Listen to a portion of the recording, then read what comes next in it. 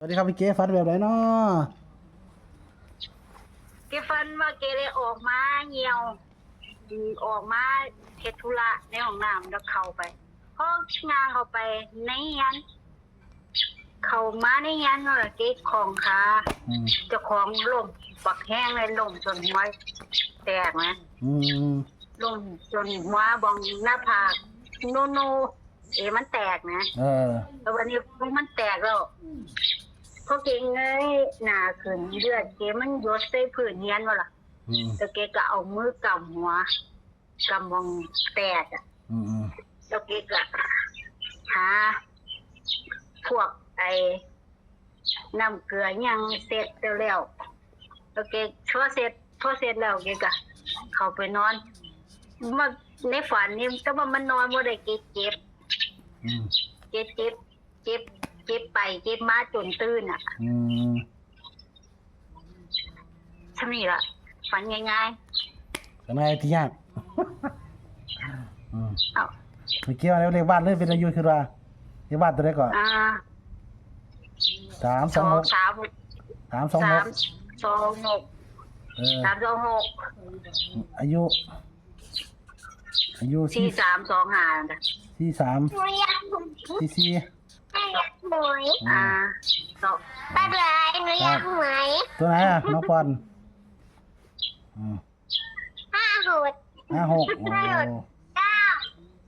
569ป้าเลย5 7 9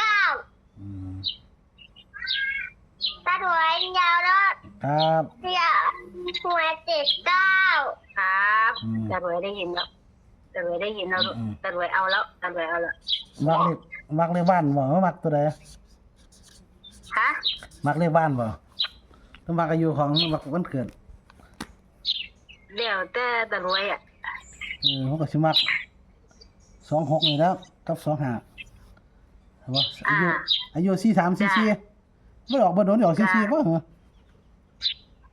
ซี่ป่ะ43ไม่รู้เหมือนกันเลือดออกยังไม่เก๋เนาะจ้า44ถามแล้ว43 44แล้วถามนี่ล่ะ4โวตัวนี่ล่ะคิดว่าจ้าเนาะเพราะว่ามันล้มอยู่ในบ้านบ่ล่ะเลือดหยดใส่บ้านคือบ้านที326ตัดได้322636ส่วนอายุไม่เก๋43อย่าง44เกิดพศ2525เกิดวันที่25เนาะเลยลงไป25ตัวเดียวไปเลยนะครับสำหรับสายด่วนไม่เก๋เด้อเนาะครับถือว่าฝันดีอยู่ฝันยังไงตียังไงเลขบ้านก็เป็นไปได้326นะครับอายุเพิ่นก็43อย่าง44เกิดวันที่25เกิดพศ2525เนาะไม่เก๋มักกมูตัวแรกมาเนี่ยคิดว่าก็มู่เหรอคิดว่า26ด้วยพี่น้องเนาะให้โชคให้มันนะไม่เก๋ขอบคุณไม่เก๋หลายเด้อที่แบ่งปันสายด่วนครับมันคำมีประชาชนหน่อยล่ะอย่างงี้ตังครับสวัสดีครับไม่เกี่ยวแล้วบอกดีก็